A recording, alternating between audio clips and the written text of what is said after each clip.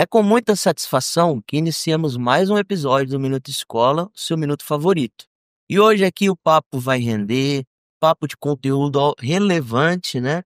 E eu gostaria de iniciar esse programa só com uma provocação.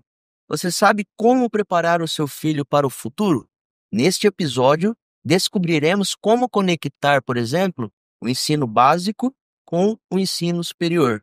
E para falar sobre isso, ninguém melhor, eu até anotei aqui, né? Do que um especialista. Eu estou com a presença do Reginaldo Arthurs, que é filósofo, economista, pedagogo, historiador, e eu vou deixar ele completar e se apresentar. O currículo é extenso, hein, professor? Imagina, Bruno. Boa noite, obrigado a você pela oportunidade da convivência. Você está sendo muito generoso comigo. Eu tenho uma trajetória na educação ao longo desses quase 30 anos, né? Então deu para estudar um bocadinho sobre várias coisas que nos motivam dentro do âmbito da educação, da formação do ser humano. Professor, estudar é uma coisa que não, a gente estava até falando aqui no offline, né? Que não tem fim, né? A gente sempre tem que estar se reciclando, estudando, buscando mais, né? Sim. Platão falou, né, que deixou seus registros e que para se formar um homem são necessários 50 anos, desde que todo dia ele aprenda alguma coisa diferente. Uhum. Então é um caminho permanente, é um caminho que realmente não deve nunca ter fim. Como foi seu início na educação? Olha, Tô vendo aqui eu venho de uma família de professores, né? Pelo lado do meu pai, eu tenho várias tias professoras, tal, primas professoras, professores, né? E ao longo desse percurso, assim, acho que o fato de eu ter vivido de perto esse contexto e de ter tido uma educação, de certa maneira, austera, né? Bem forte dentro de casa, me levou a ter uma tendência a participar do mundo da educação.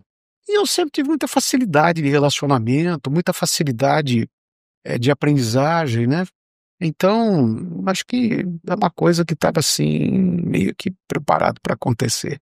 E fui na educação porque em 1989 o Brasil sempre teve uma carência muito grande de professores. Eu estudava em Campinas, trabalhava em Campinas, fazendo minha formação por lá, e eles estavam em busca de professor de matemática, professor de história, porque não tinha na rede, né? Por conta da expansão. E hoje esse desafio E aí, ainda é maior, né? Pois é, você vê, a gente está vivendo o mesmo apagão da época, né? Sim, Você vê quantos anos depois a gente repetia nessa trágica história, né? sim. E naquele momento, então, eles fizeram uma publicidade em todas as universidades, pedindo para que as pessoas. E eu tinha, naquela época eu estudava economia, e eu tive um conteúdo muito forte de história no meu curso e também tinha muito conteúdo de matemática, né? Matemática, estatística, econometria, modelagem. Então, e como era para educação básica, eu acabei indo contribuir com isso, acabei gostando e depois de lá eu fui fazendo a carreira, aí eu fiz com o apoio de alguns amigos, eu fiz o programa de mestrado, aí eu comecei a dar aula, daí fui. Você tinha comentado comigo que você, além da sala de aula, depois você foi diretor escolar, né? Eu fui, pois eu assim, no ensino superior, eu comecei como professor, depois eu exerci função de coordenador de curso, depois eu fui secretário-geral naquela época, né, tinha a figura do secretário-geral que cuidava do aspecto regulatório, depois eu fui diretor acadêmico, depois eu fui vice-reitor, depois eu assumi o cargo de pró-reitor de desenvolvimento, depois eu fui,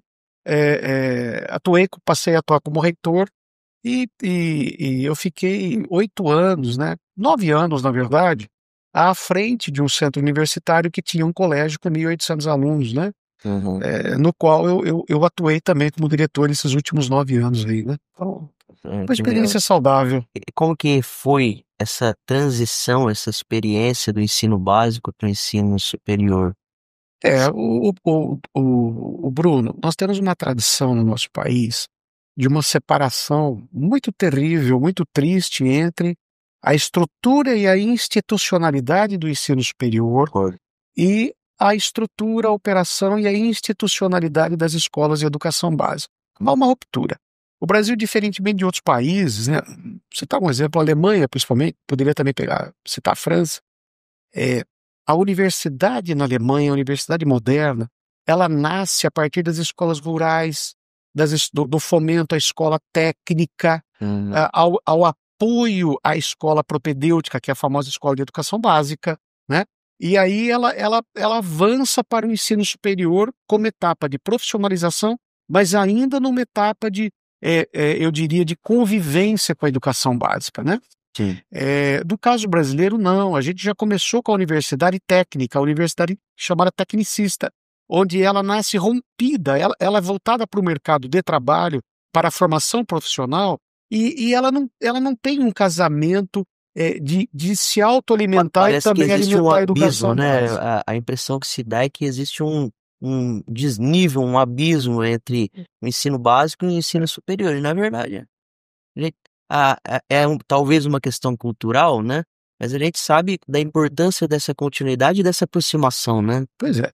Então, as universidades, a europeia, no caso da alemã, como eu te falei, ela nasceu como uma estrutura de que ela alimenta, fomenta e faz a diretriz da educação básica, né? Ela tem uma área que faz isso, ela tem essa obrigação de fazer isso. O Brasil não teve isso. O Brasil, assim, a educação superior é mais uma etapa da educação. Então ela começa como uma educação superior profissionalizante, mesmo na formação de professor, ela começa de forma profissionalizante. Ela não tem uma área que faz um congraçamento, uma organicidade com a educação básica. Na Alemanha, por exemplo, a universidade, ela tem uma proximidade com as escolas próximas a ela, com um conjunto de escolas que se alimenta, se capacita, se instrui, debate junto a ela. Os professores das escolas básicas, eles frequentam determinado núcleo da universidade e eles retroalimentam. Nós não temos isso no Brasil. Historicamente, a gente não chegou na civilidade do que é a plenitude da educação orgânica e integrada. Então, nós temos a educação básica cindida, né? E outras cisões, né? Por exemplo, até hoje, eu, por exemplo, eu me surpreendi, eu fiquei um tempo bastante grande no sul de Minas. Em Minas Gerais, por exemplo, a maioria dos municípios mineiros, a maioria deles, você sabe que Minas é o estado que tem mais municípios, a maioria deles, o ensino fundamental de primeiro ciclo e segundo ciclo é municipalizado, né? Do estado de São Paulo não é. Eu me surpreendi, porque aqui em Araçatuba, que eu achei que também, Araçatuba é só o primeiro ciclo que é municipalizado, Isso. de primeiro aqui, do sexto ao nono e depois do ensino médio, é é estadualizado. É. Então, você tem uma cisão, porque, embora você fale, olha, eu tenho BNCC, eu tenho parâmetros curriculares, né? Você tem um conjunto de diretrizes normativas, na verdade você tem institucionalidades muito diferentes. Sim. Você tem níveis de governo que se autoalimentam com políticas diferenciadas, Sim, né? sim. Então, você tem cisões na educação brasileira que eu espero um dia ainda ver esse processo civilizatório completo. Talvez, né? Eu penso que municipalizando a educação, fica mais fácil você conseguir monitorar, acompanhar, sistematizar, né? Quantos professores conseguem chegar diretamente no governador de estado? Até o distanciamento, né, para essa gestão, eu penso que dificulta um pouco. Sem dúvida. Olha, é muito simples. Se você olhar, aí eu não estou me referindo a caso de Araçatuba, estou me referindo geral, ao a gente geral, está falando né? de uma... Assim, onde você vai nos municípios, todas as estatísticas que você consultar, as oficiais, é nítida a diferença, por exemplo, entre o investimento em capacitação de professores no âmbito municipal, que chega a ser 6, 7 vezes maior em termos de carga horária e em termos de diversidade de conteúdo, do que aquele promovido pelo governo estadual. Mas isso também não é só o caso do estado de São Paulo, né? Tirando um pouco algumas especificidades, você tem o caso do Ceará, que é um caso mais exemplar, você tem um caso ali no Rio Grande do Sul, que também avançou depois para o Paraná, é muito forte. O estado do Paraná tem muito investimento. Hoje eu não olhei as últimas aí, no fechamento, mas o estado do Paraná, o governo do estado do Paraná, dentre o conjunto dos níveis estaduais de governo, é o que mais investe na capacitação de professores. Não é à toa que eles têm lá todo um diferencial de rendimento, um diferencial de operação, né? Não quero dizer que é maravilha. Eu quero Grandes dizer que sistemas eles de têm uma ensino forma é a diferente, referência. e isso já começou há muitos anos atrás, isso não Sim, começou agora.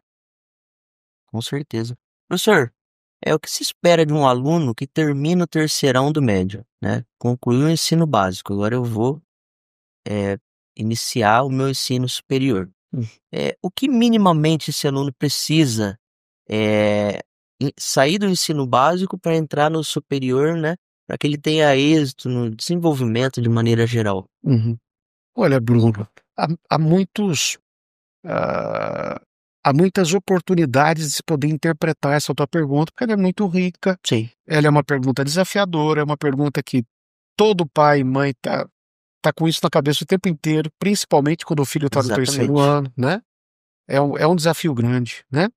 Mas eu vou utilizar alguns parâmetros para te responder, sem querer esgotar isso com nenhuma Sim, pretensão de verdade. Mas o que é o ensino superior, né? O ensino superior brasileiro, como eu disse aí um pouquinho antes, ele é vocacionado para a formação profissional, para a formação técnica profissional. Nós ainda continuamos muito fortes com uma universidade tecnicista. Ela está avançando? Ela está avançando, ela está ampliando, né? Ela melhorou muito, né? O setor privado também avançou muito com as tecnologias, avançou muito na sua estrutura de oferta, o marco regulatório da educação superior melhorou bastante, né? Então, e o setor público classicamente da forma própria dele, cindido entre o ensino superior estadual, daquelas instituições que são criadas no estado e aquelas que são do sistema federal. Mas enfim, colocando tudo isso numa cesta, historicamente você tem o seguinte, que a formação do ensino superior é aquela em que você completa o juízo do ser humano. Então, a Constituição diz que você tem duas formas de obter a tua maioridade civil. Qual que é? É concluindo um curso superior ou completando 21 anos. sim. Então, se você imaginar que um jovem sai aos É 17 o mesmo, anos, né? Seria o mesmo. exatamente. Então, por que se chama educação superior ao longo da história? É porque é exatamente o momento em que ele completa o juízo, onde ele tem autonomia, ele pode casar com os 21 anos, Sim. sem autorização de pai e mãe, ele pode transferir propriedade com 21 anos ou tendo concluído a universidade, né? Por quê? Porque isso significa que ele adquiriu o juízo superior. O que é adquirir o juízo superior?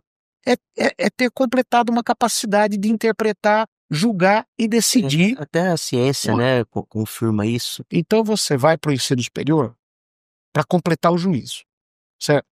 E a educação básica ela é propedêutica, ela concede fundamentos, né? Você vai no ensino superior de medicina, no caso brasileiro, medicina ou direito, psicologia, administração, marketing, contábeis, e aí vai, né? Engenharia, enfim. É, Que o tudo isso propedêutico, tá mudando, né, a gente vai conversar mais pra frente. a educação a educação básica ela é propedêutica, ela é genérica. Então eu tenho fundamentos de matemática, física, química, biologia, geografia, história, filosofia, sociologia, artes, tá? Então ela é um Vai dar conhecimento uma que ele é visão pulverizado, geral. é preparar para Uhum. o a formação do juízo, para a formação técnica. Então, como é que é feita essa passagem? Com muita dificuldade, é óbvio, né? A educação básica brasileira, ela não prepara o aluno do ensino médio para viver o ensino superior, Sim. né? Porque ela é propedêutica, ela é cientificista, ela tem uma natureza regulatória tal que é fundamentalmente, ou eu diria majoritariamente conteudista, né? Científica, forte, inclusive melhor que muitos países do mundo, inclusive você pega a formação da educação básica brasileira e você compara com a norte-americana, nós damos um banho. Aí você vai lá para os exames e você está lá embaixo. É difícil de compreender isso. Por quê, Bruno? O conteúdo, a carga horária, a estrutura aberta de conteúdo propedêutico, de fundamentos da escola básica brasileira é muito ampla, muito forte, né? Principalmente naquelas escolas que estão em período de tempo integral, etc e tal. Então você tem um descasamento, você tem uma insegurança de quando a pessoa ela não foi preparada para fazer a assunção, para entrar no ensino superior, que é aquele momento que você trabalha o juízo, o aspecto socioemocional, o aspecto técnico, a competência, as habilidades, a sua prerrogativa de ter uma capacidade de interpretar algo, né? Então nós temos muita dificuldade para fazer isso. Muita gente, né, Sim. tem essa dificuldade de fazer o preparo. Agora, qual que é o sonho do jovem da educação média? O sonho dele é ter uma vida gloriosa, uma vida feliz, uma vida com bens materiais, é ganhar dinheiro e ser feliz profissionalmente. A pergunta é se dá para fazer tudo isso de uma vez. Talvez lá no passado fosse possível, hoje você tem que fazer algumas opções claras, né? Mas eu diria assim, há uma dificuldade na educação básica, você horizontaliza conteúdos e fundamentos. No ensino superior você especializa. Depois você vai para uma especialização, você tem que tomar uma decisão. Ou você afunila mais no mestrado, no stricto sensu, mestrado e doutorado, ou você abre horizontalizando na especialização. Então, porque o ensino superior não é só a graduação. Ensino superior é o conjunto da graduação, da especialização, do mestrado, do doutorado, da livre docência, do pós-doc. Tudo isso é educação superior, né? Sim.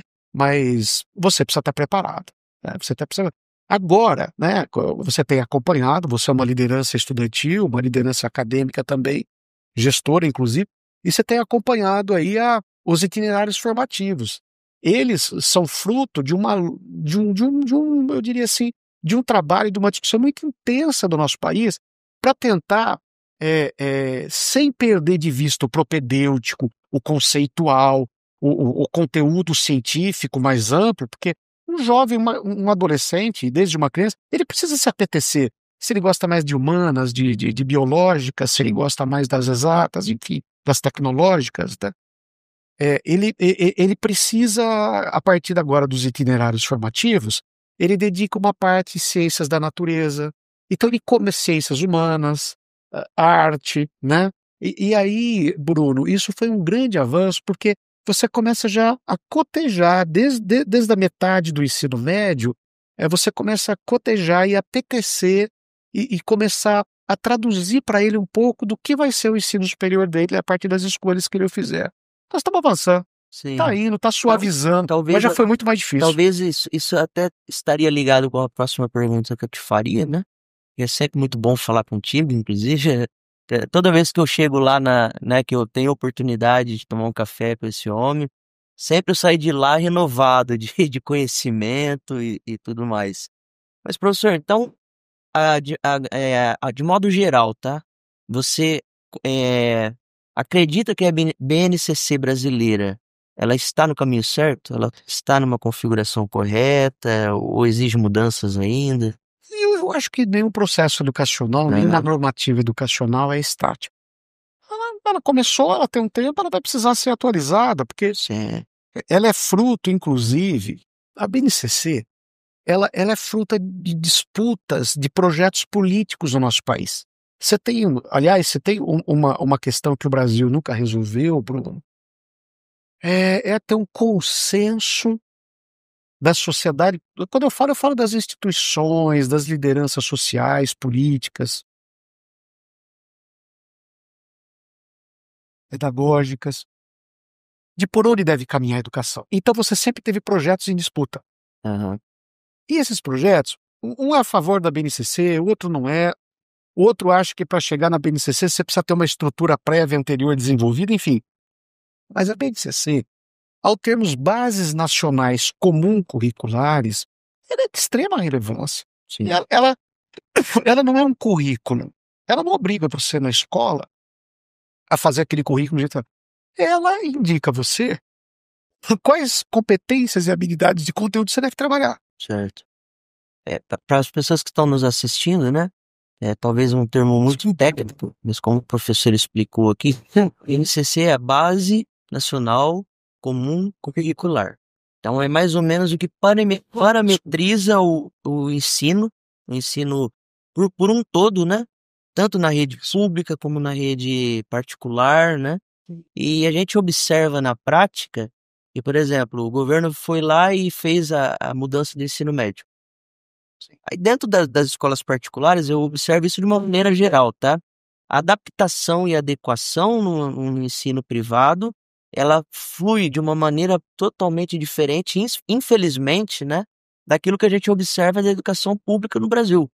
Então, por exemplo, o governo que estabeleceu a Base Nacional Comum Curricular, que nos obrigou a modificar, colocar itinerário formativo, né, e colocar outras ferramentas que, particularmente eu achei muito atrativo, né, muito pertinente, né, desde que cumprido da maneira adequada. E a gente observa, por exemplo, as aulas do itinerário no estado, não generalizando, tá, mas uma boa parte, né, das escolas estaduais, o aluno fica lá, que era para fazer ou talvez uma, prática tecnológica, né, e muitas vezes não tem professor adequado, muitas vezes a aula não acontece, muitas vezes não tem recurso adequado, né, para aquele momento, e aí é onde gera um abismo, né, nesse desnível educacional. Como que a gente pode, professor, de uma maneira geral, de repente, trabalhar mais, entrando até no âmbito político, né, para que isso tenha mais um equilíbrio, uma igualdade, né, nas 2 realidades. Sim. Bruno, o Brasil, infelizmente, ela é uma sociedade desigual, né?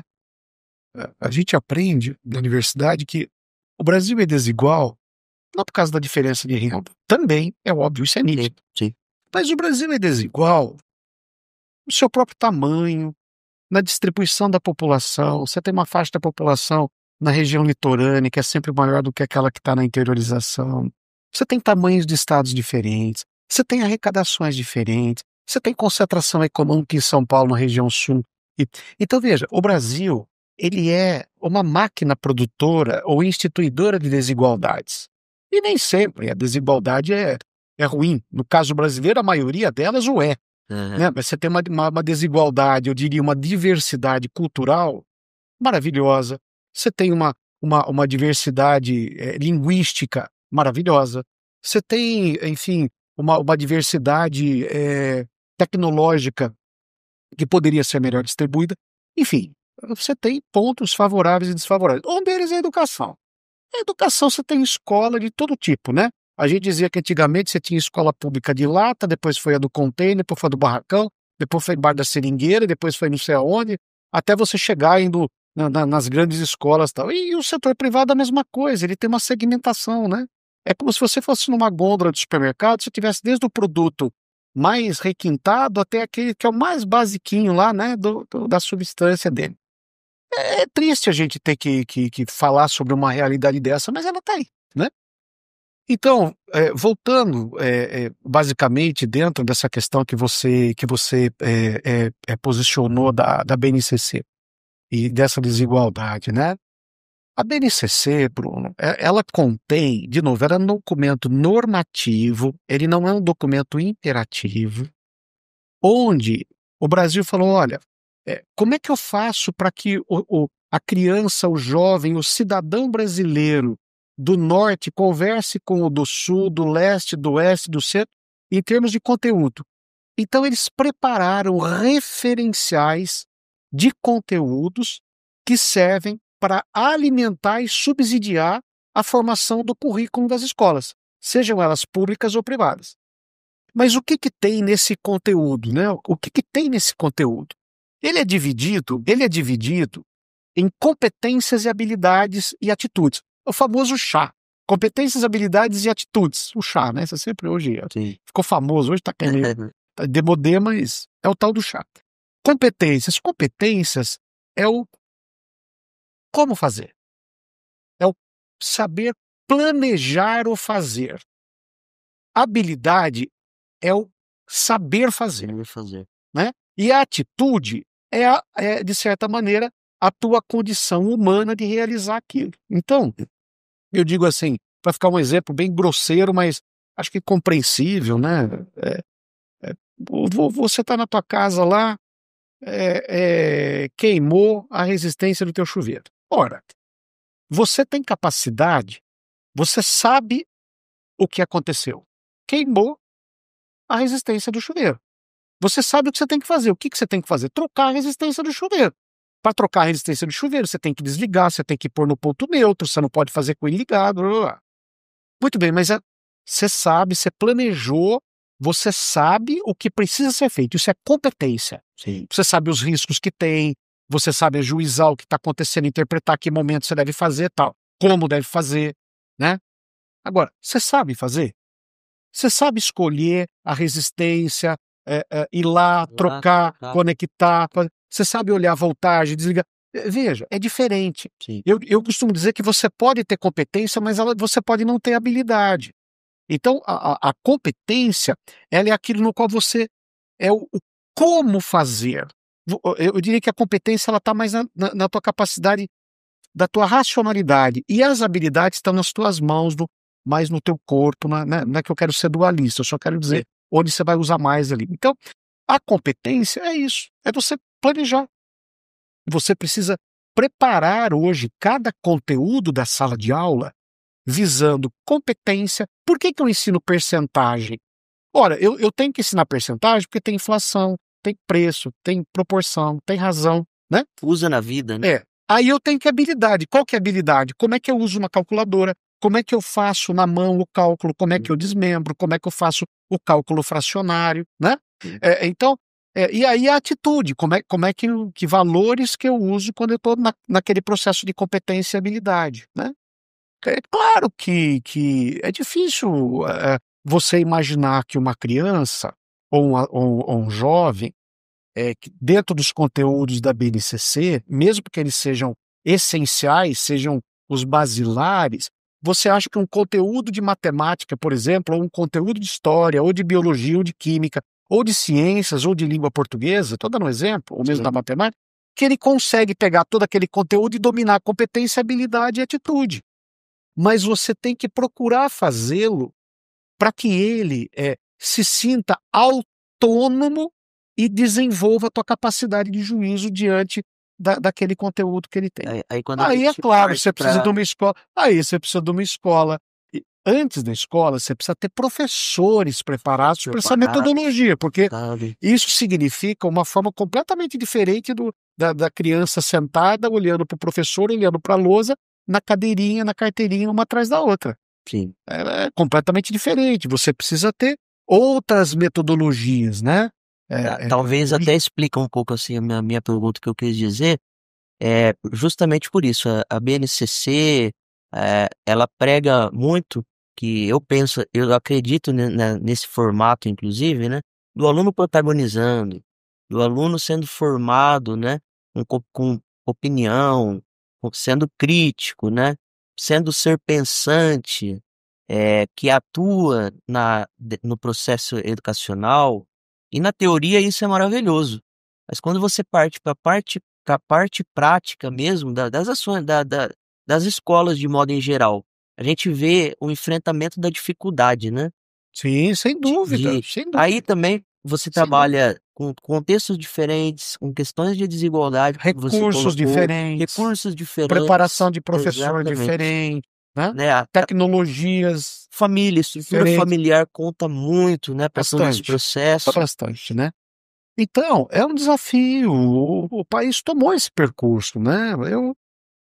Entre todos os males que a BNCC possa ter, e ela é passível de crítica, como tudo, né? Sim.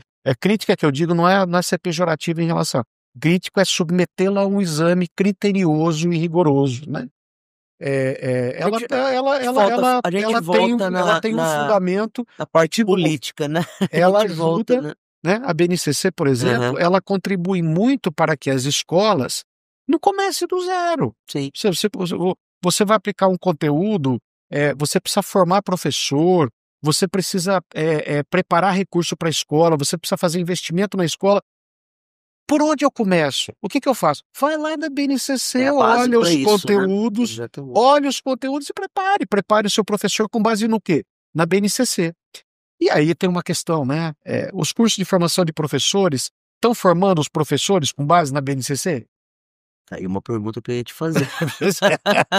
Se estão, a carga horária e a maneira e as metodologias que eles estão formados estão estão adequados para o que propugna Tá uma a ótima BNCC? pergunta agora para um É um reitor de faculdade, desafio, né. é um desafio. Não, nós estamos procurando fazer de toda É, maneira. Lá no qual que tá Nicoledo, por exemplo, a gente tem isso feito isso utilizando tecnologia, aumentando a presencialidade, exigindo estágio, né. aham, Nós temos um rigor com os nossos alunos para fazerem estágio que você não encontra em outras escolas.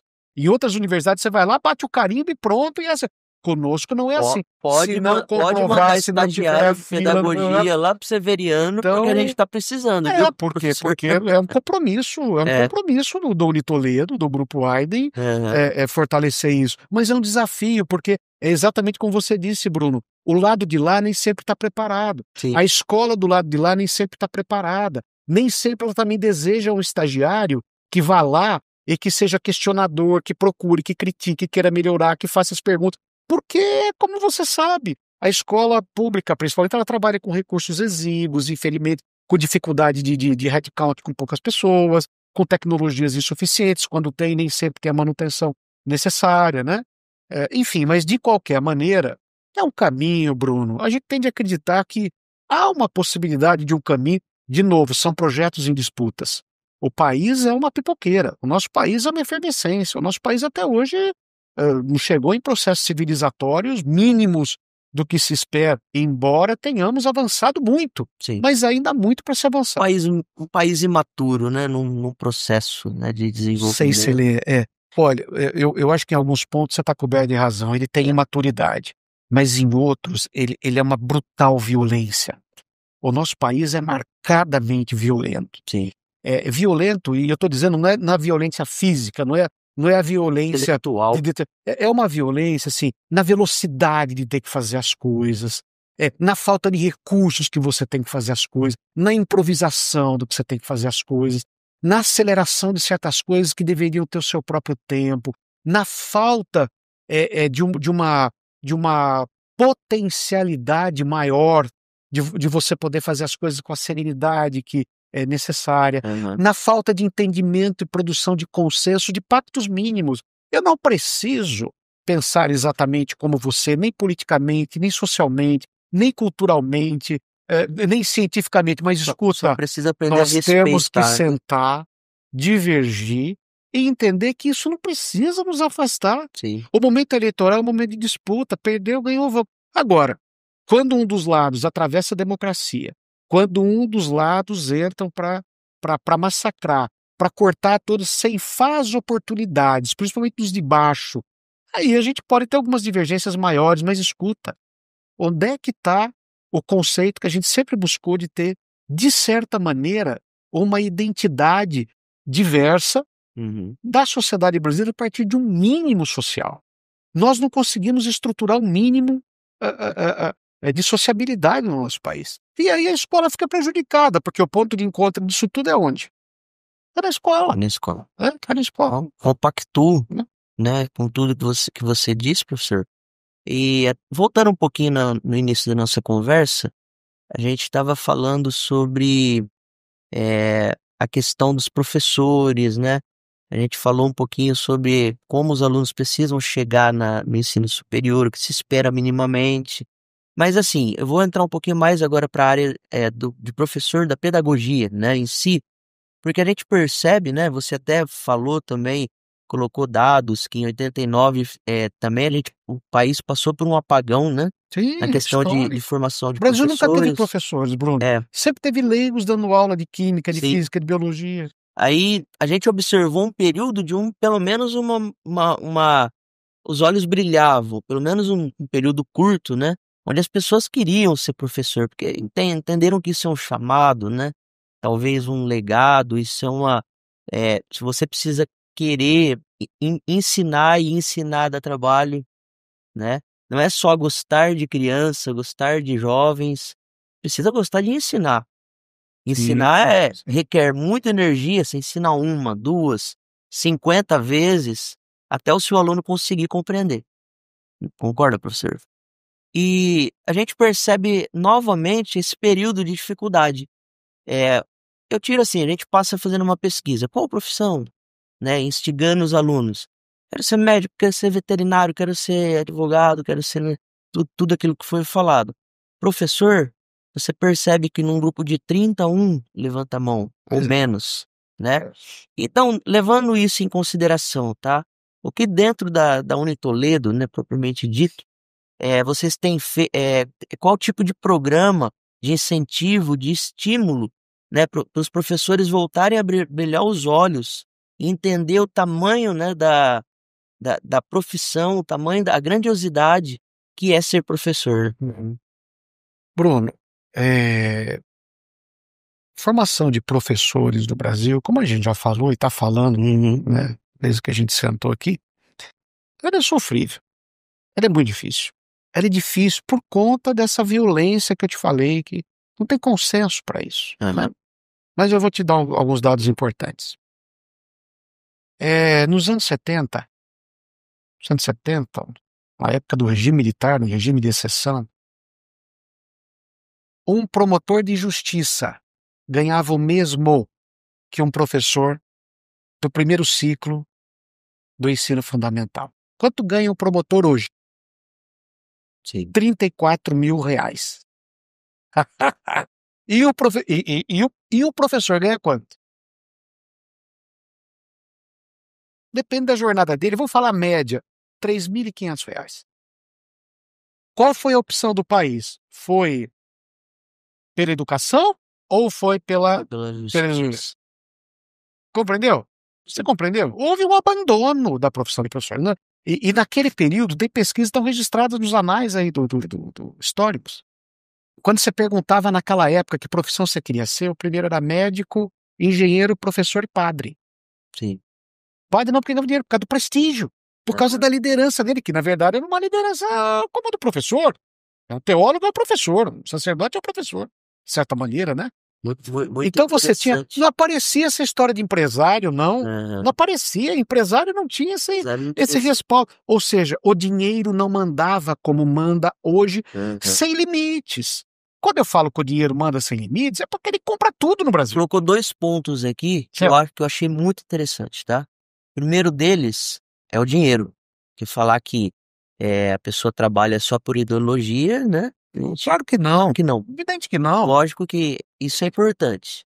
Porém, existe uma outra questão também, que aí a gente volta a falar do social, que você colocou muito bem, do prestígio, né? É da liderança. Talvez a falta de prestígio social, a sociedade de hoje, a maneira que enxerga, que trata, que respeita um professor, isso também contribui para esse desestímulo? Mas é o que eu estou te dizendo. Houve uma política de Estado para destruir a autoridade do professor. Você pode falar, mas não foi contra o professor. Não, mas Talvez isso seja eu tô mais falando pra você o agravante seguinte, dos em pontos, né? 1971, Jarbas Passarinho, diante do problema de não ter professor, porque não tinha professor no país mesmo, não tinha. O problema da sala de aula, o elevadíssimo índice de analfabetismo que você tinha, você criou a escola de massa. Ele criou a lei lá em 1971. Em 1971, a forma como eles redesenharam a educação, aquilo foi fulcral para esvaziar a estrutura da escola pública. A escola pública tinha latim, grego, canto orfeônico, teatro, as escolas tinham palco, as escolas tinham tudo que você possa imaginar, né? Elas foram esvaziadas e a figura do professor esvaziou. Salarialmente, a contingência do gasto público levou a primeira contingência dentro do funcionalismo público, foi em cima da educação, que é onde tem o maior número de funcionários. Depois veio na saúde. Então, como na história brasileira a educação pública era a referência da educação, porque você não vai lembrar, talvez, não, né? Mas eu lembro bem. 71. Eu venho de uma família de professores. Sim. Professores. Nos anos 80, a escola pública até 1980, a escola pública era difícil de passar. A escola paga era o contrário. Era o contrário. Quem não conseguia passar. Hoje, claro, mas aí também, de novo, enquanto foi se deteriorando a estrutura pública, o setor privado, evidentemente, teve que se aperfeiçoar, porque alguém tinha que salvar um pouco, né, o prestígio do que tinha, né? Claro, é uma pena que nem todas as escolas privadas possam ter o padrão das escolas top que a gente tem aí no setor privado. Mas, de qualquer maneira, é importante que a gente compreenda que essa assincronia, essa dificuldade de relacionamento entre a escola pública e a escola privada, ela veio desse modelo de deterioração da estrutura do setor público, que, como eu disse para você, E presta assim acontece atenção. na Eu saúde. não quero dizer para você, deve ter promotor nos assistindo aqui, eu não quero dizer que o promotor não mereça ter os 34, acho que todo mundo deveria ter, É, exatamente. né? Porque 34 também são $5.000, $5.000, $6.000, É. cá entre nós é muito para O cuidar problema de uma não é sociedade. um lado ganhar, o problema É o é a outro que ficou, desvalorização do outro lado, pois né. é. E isso com recurso do Estado. Então, fazendo o pulo, né? Como é que se atrai professor? Poxa, no Unitoledo, nós temos tecnologias que a gente usa de simulações de aprendizagem que você não tinha. Nós temos os laboratórios que não tinha, os conteúdos dos professores, seguindo as diretrizes curriculares do Ministério da Educação, capacitando os professores. Nós temos lá uma rede, chama Plataforma Educare, de capacitação de professores. Nós somos rigorosos com os estágios, nós somos rigorosos com as atividades extensionistas. Então, nós atualizamos a matriz curricular e tem um conjunto agora também que a gente espera de políticas governamentais, de políticas públicas, porque achar que o setor privado sozinho vai resgatar esse déficit também eu acho que é um pouco quixotesco, Sim, né? sim. Nós temos que contribuir, mas veja, tem que ter uma política educacional. E a política educacional dos últimos anos do Brasil, seja em termos federais ou em termos estaduais, ela ainda não conseguiu se calibrar ao ponto de dizer, olha, nós viemos para resolver pelo menos aquilo que são as maiores agruras, as mazelas da educação superior, que é o apoio à formação do professor e a remuneração do professor, né? Eu acredito assim, as escolas, elas estão sendo dotadas, né, de recursos. O setor privado sempre muito à frente, como você disse, recursos tecnológicos, agilidade na decisão, a capacidade decisória, a capacitação de professores, que acelera mais, a infraestrutura da escola tem uma manutenção melhor, né? Enfim, a sociabilidade dela está melhorando muito com a comunidade, É né? aproximação, né, Então, exatamente. você É, percebe que com os ainda o pais. tecido social da liderança do professor na escola privada, ela é muito mais respeitosa do que a gente está vivenciando da escola pública, infelizmente, né? Mas Infelizmente, a gente precisa de uma política conjunta, né, de política pública, né, para exatamente. resgatar essa vida do coisa. E de novo, claro, não é só salário, tá certo? Não é só Não é só salário, salário. chatamente eu estou dizendo. Eu só fiz essa comparação para mostrar para você, como foi o abandono né? Perfeita e pertinente. Então fica difícil de Eu você atrair. eu Mas olha, hoje já tem programa, o Fundeb, por exemplo, na época, ele foi criado, um dos itens dele recurso é para valorização do magistério. Acontece que a gente tem acompanhado e visto que nem todo alcaide, todo prefeito faz aplicação dos recursos, né, que recebe na valorização do magistério. sim. A maioria dos estados não tem plano de carreira até hoje definido. Você tem plano de carreira, Bruno, em estados que estão há 27 anos em discussão. São quantos mandatos? Quantas gestões? Né? Não é fácil resgatar isso, né? Agora, o setor público, a gente olha, ele tem procurado fazer a sua parte, né? Pelo menos naquilo que eu vivenciei, que eu pude testemunhar, né?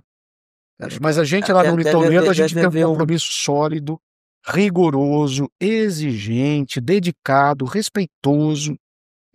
E vamos apoiar todas as políticas públicas que puderem fomentar a valorização do professor, a capacidade dele de se prover de novas metodologias de aprendizagem, de ensino e de realização pessoal e profissional. de maneira que nós podemos apoiar, talvez, professor Arthur.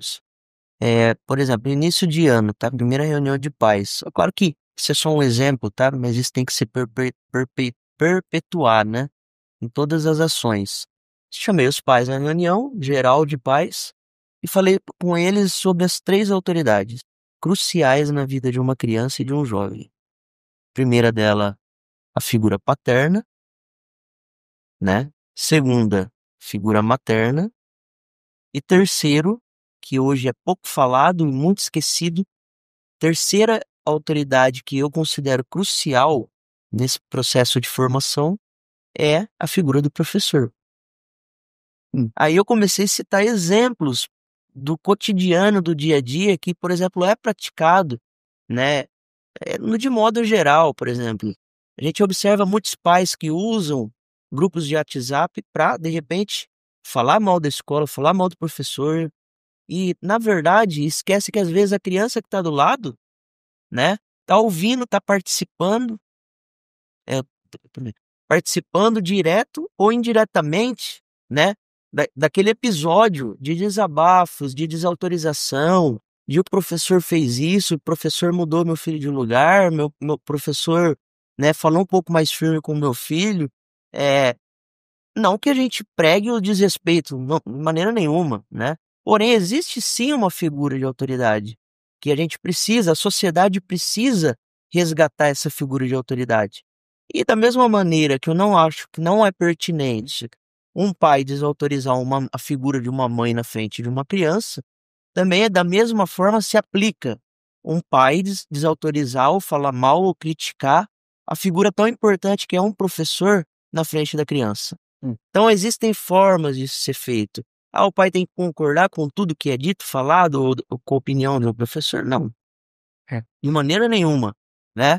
Mas existem maneiras através do diálogo dos pais chegarem até as escolas, chegarem até os professores, compartilharem, participarem, né, ativamente do processo, mas sem destruir, né, a imagem, a autoridade que sem dúvida representa muito, né, a figura e que é a de um professor.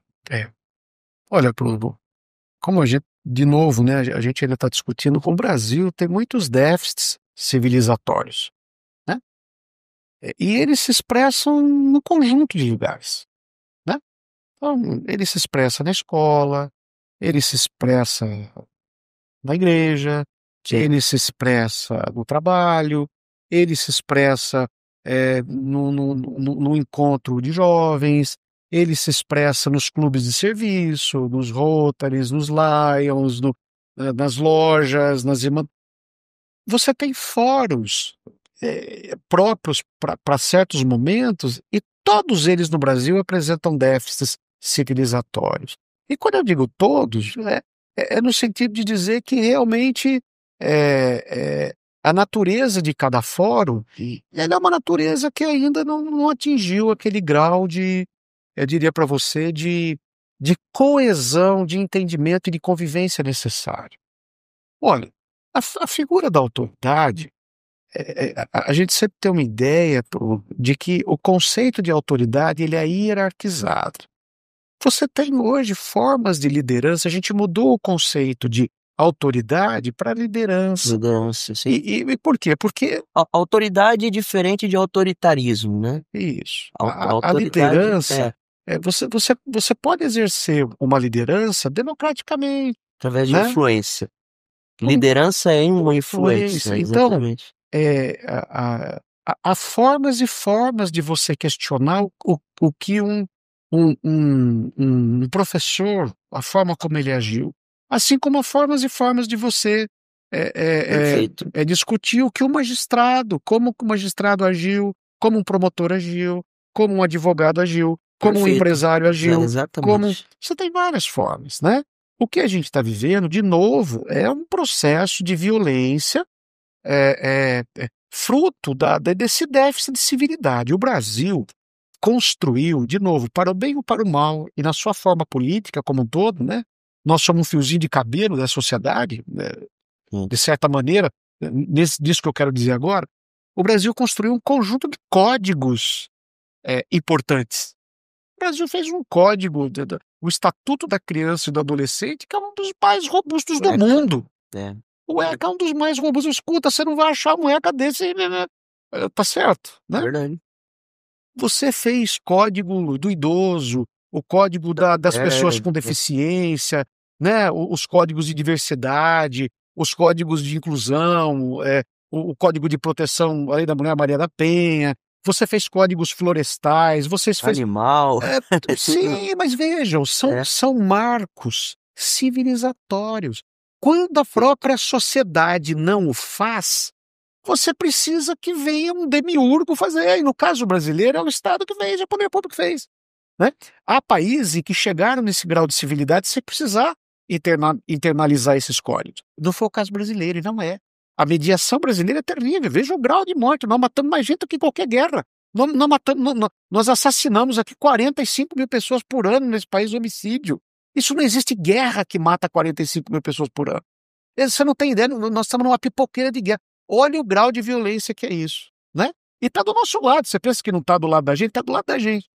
Então, Bruno, essa figura da liderança, dela transbordar, eu diria, dela transgredir na escola, na relação do professor com o aluno, do diretor com o aluno, de você estar no posto de saúde, o sujeito chega lá, não entende a assistente que falou, não quer esperar pela consulta, não atende, que transgride. Claro, há limites para tudo também, tá certo? Mas eu quero dizer para você que isso faz parte de um processo de códigos sociais civilizatórios que empurra a sociedade para melhorar o seu padrão, obriga as pessoas a consensuarem, mas elas ainda não estão aprendendo a consensuar.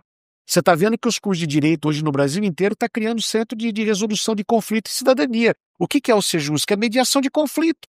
As escolas hoje estão dando treinamento para professor de mediação em conflito. Por quê? Nós estamos num processo, numa nova etapa de democratização do país, com os novos códigos das políticas públicas que foram instituídas, porque a própria sociedade não foi capaz de fazê-lo, e você precisa de mediação com isso. A pergunta é, está havendo a mediação para isso? O aluno que jogou a carteira no professor, o pai que foi lá e agrediu o professor que eventualmente agrediu o aluno, a moça da clínica particular ou do posto de saúde público que foi agredido ou que agrediu alguém, a telefonista, o sujeito que postou uma mensagem nas redes sociais e foi vendo. Escuta, quem que está fazendo essa mediação? Está fazendo essa mediação? Ou nós estamos indo só para juízo e correição? Ou está só na denúncia? De novo, vou falar pela quarta, quinta vez, só estamos fazendo a denúncia no Ministério Público e fazendo com que o que é o Ministério Público? O Ministério Público cuida da tutela coletiva, né? É esse o papel dele, é responder aquilo que o processo civilizatório coletivo não foi capaz de ter coesão para resolver. E aí você vai lá, denuncia no Ministério Público, ele é acionado e ele tem que agir, né? O Brasil ainda não sabe usar o Ministério Público, né? E além do mais, quando usa, ele usa sem ter um apoio de mediação, de capacitação, de treinamento, de habilidade para mediar. Então esses conflitos vão continuar, né? Muito legal. Então não é um problema de você ter democracia demais, porque é lá atrás dos anos 70. Escuta, eu vivi uma escola onde o professor tirava cinta e batia nos meus amigos. Eu detestava a minha escola, embora eu fosse o melhor aluno da escola. Eu detestava, eu tinha horror. Onde foi isso? No regime militar. Por quê? Porque lá era na base da pancada, né? Não tinha assalto, era ótimo na feira. Bom, era feliz para quem estava alienado lá, para quem tinha certas condições. O restante foi difícil isso. E nós não podemos, a sociedade precisa aprender a conviver na democracia. Não existe outra forma que inventaram ainda. Ela tem problema? De monte. Agora, por que ela tem problema? Porque nós não estamos dispostos a resolvê-la com mediação, com consenso, com civilidade. De uma maneira simplista, professor, as pessoas ainda... o grande problema social seria os extremismos, né? Os extremos. Em todo lugar, né? Então o extremo nunca é bom. Então, às vezes, as pessoas buscam demais seus direitos, esquecendo seus deveres, por exemplo. Que é o que equilibra a balança. Aí, quando a gente fala de democracia, às vezes as pessoas acham que pode tudo porque o país é democrático. E, na verdade, não é bem assim, né? Existem os códigos, né? Existem as regras que regulamentam direito e dever. Você tem filtros, você tem diretivos, você tem fronteiras. Então, democracia não é uma anarquia também, né? Então, hoje eu penso que tem se confundido muito isso. Da mesma maneira que você também colocou, e eu concordo plenamente, e quando a gente fala da figura de autoridade, não é a figura de autoritarismo, né? Da hierarquia. Da hierarquia, né? Que um pode mais que o outro, o poder antigo de chefia, não é nesse conceito. É num conceito de de autoridade no sentido De respeitar, de da forma de respeitar fazer, a de forma de compreender o fazer, ambiente. entender que é uma questão, precisa ter uma organização, Precisa ter que precisa mediação. ter uma mediação, né, que todo lugar precisa ter, pessoas que, sejam líderes, e liderança nada mais é do que influência, que sejam organizadores por uma questão da organização do meio mesmo, né. Sim, sim. Seja na igreja, seja na escola, seja em qualquer lugar, No seja em trabalho, casa. em casa, na família. Exatamente. Então Mas é o que eu te falei, assim, a violência ela foi instituída, ela foi, de certa maneira, fundada em todo o tecido social da sociedade brasileira, né. E é isso que eu falo, às vezes o professor faz uma atitude, ou um profissional qualquer, né, eh, o entendimento é outro, aí aquele telefone sem fio passa para lá, quando chega já vem na forma da violência. "Ó, vamos filtrar, vem pra cá, vamos senta, vamos ver conversar, como é né. que é". Mas é o estresse da vida, a objetividade Sim. da vida também tá levando à pressa da vida, né, os repentismos da vida, né, estão levando a gente, nós estamos vivendo a sociedade do espetáculo e da velocidade. Esse momento histórico dessa, eh, da da da sociedade do espetáculo, da sociedade da velocidade, ela atropela, né, é uma forma de violência que Com atropela, né. certeza. E não é fácil você mediar, porque as forças, elas caminham de forma autônomas para isso, né. Sempre tem gente por trás. Bruno, alguém lá atrás aperta o botão. Não vai achar que as coisas funcionam sozinho, que a IA funciona sozinha, alguém aperta o botão lá atrás. Alguém deflagra essa violência, né. Uhum. Então precisa achar esses fios da meada, precisa achar esses momentos, precisa, Aí, consensual, sabe, se talvez no que for de possível, trás para né. frente, agora a gente volta de novo, né, no papel da A educação, educação, boa. né, que é justamente formar seres pensantes, seres com princípios, né, em parceria com a família, né, Ah, tem que ter sim, essa sem dúvida. contribuição. Porque Seres a que tenham uma escola. inteligência emocional e todos os Sim, as atribuições e requisitos sociais, sim, porque, né. você se educa em vários ambientes. A educação informal na família, você tem a educação informal e formal no ambiente de trabalho, Sim. você tem a educação na sua profissão de fé, no momento que você está né, num templo, numa igreja, você tem o teu momento de educação quando as crianças estão entre elas, né, e você tem várias formas de educar. A escola, ela é uma educação formal, cientificamente organizada e que ela deveria ter um compromisso de humanização, porque educar Acima de tudo, né. educar é humanizar o homem. É. Você e eu nascemos como animais, como qualquer porquinho, como qualquer serpentinha, nós somos animais, animais. O que nos torna humanos? É a educação. Se você não educa, você deseduca. Deseducar significa voltar a se animalizar, né. Então, o princípio da educação é humanizar o homem. Por isso que o Platão falou, você forma um homem no mínimo 50 anos se todo dia ele for humanizado. Se não for humanizado, acabou. Se na escola que você está não humaniza, humanizar é criar consenso, viver com as diferenças, reconhecer que tem hora que a tua vontade não vai prevalecer, é É, reconhecer que o reconhecer outro que a merece, gente mesmo sabendo que vai dar errado, você tem que ter maturidade para falar: "Deixa acontecer, precisa acontecer". Erros fazem parte de processo de aprendizagem, né. Não é só assertiva, não é só gabaritar. Então por isso que não pode ser algo de uma única pessoa. Por isso que a liderança, por mais que ela seja preparada para tudo, ela tem que deixar certas coisas acontecerem no limite da fronteira. Por quê? Porque você aprende errando, você aprende debatendo, você aprende, se desculpando, você aprende, reconhecendo que você errou, você aprende a ver a liderança do outro, né. É uma é aprendizagem, muito e isso está constante. dentro do processo de educação, né. Uns dão nome socioemocional, outros falam que é social, outro fala que é interativo. Aí o nome que você vai dar depende Sim, da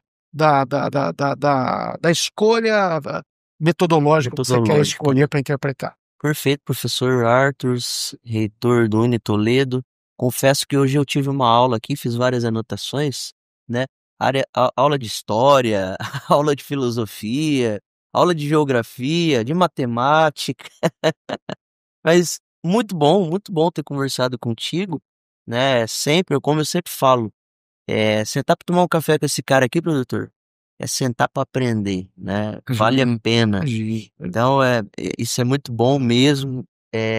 Mas pra gente fechar Mas, aqui, Bruno, professor, porque infelizmente. eu preciso te falar uma coisa para aproveitar o que você falou. Quando tem pessoas como você, que tem um programa chamado Minuto da Escola, que passa 1 hora e pouco aqui, é aí que a gente sente que a esperança pode prevalecer com a educação, né? Quantas pessoas não poderiam, quantos proprietários de escola, quantos líderes educacionais não poderiam estar procedendo a mesma coisa, trazendo o professor, Multiplicando, né? valorizando, colocando para fora o que aquele professor tem, dando oportunidade a ele de falar, de não ser só aquele profissional técnico da sala de aula, mas ele fala do que ele pensa, da maneira estrutural. Então, a tua oportunidade é que nos dá a esperança de que a gente tem uma sementinha boa plantada aí, né? Então, isso é algo que você está fazendo que é extraordinário. Obrigado. E que isso mesmo, que essa ideia se prolifere, né? Acho que coisas Eu boas precisam acho, ser replicadas. veja, é tão E agradável. sim, Toda vez que um país para, Bruno, para conversar sobre educação, conversar sobre as crianças, né? Eu fico assim, uma das coisas que mais me machucam porque eu queria ter mais vozes e mais oportunidades de dizer para muito mais gente uhum, a importância do processo de alfabetização. Um dia que um pai compreender, uma mãe ou um tutor de uma criança compreender, dedicar, sair da novela das 8, sair da internet e falar, olha, eu quero aprender o que é alfabetizar, porque o alfabetizar é a cura para o meu filho, para uma vida melhor dele.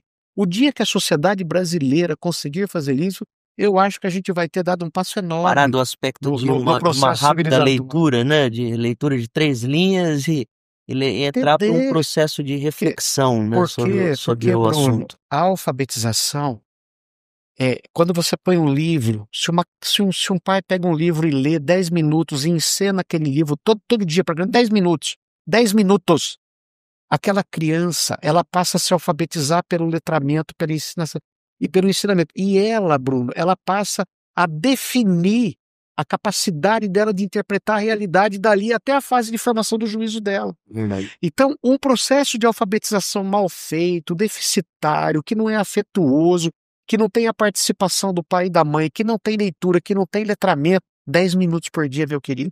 10 minutinhos. Certo? Você fica 1 hora e meia vendo novela. 10 minutinhos que você faça isso.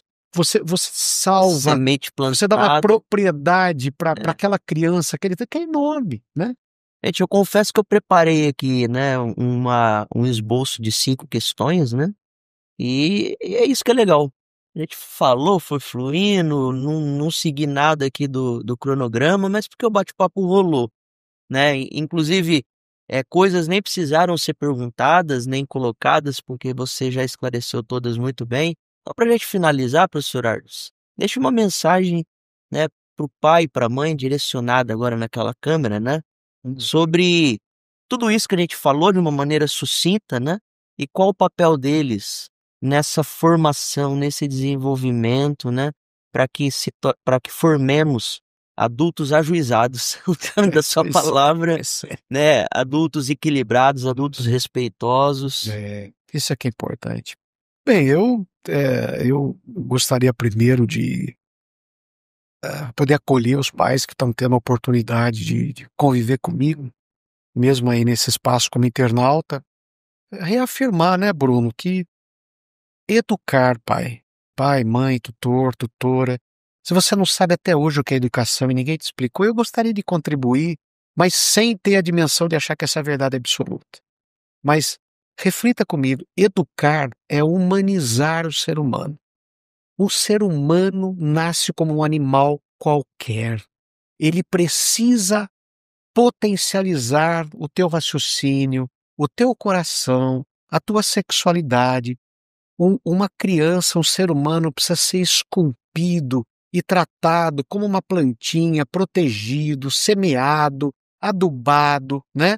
Mas traduzindo agora da linguagem do natural para o ser humano, uma criança precisa ser amada, uma criança precisa ser encorajada, ela precisa ser respeitada no espaço dela, na dimensão dela, ela precisa ser alfabetizada adequadamente. Então a primeira coisa, pai, ame teu filho, não tenha vergonha, não sinta, de certa maneira, dificuldade de expressar seus sentimentos. Segunda coisa, coloque limites no teu filho. Toda criança precisa ter limites, mas limites respeitosos, reflexivos, de convencimento.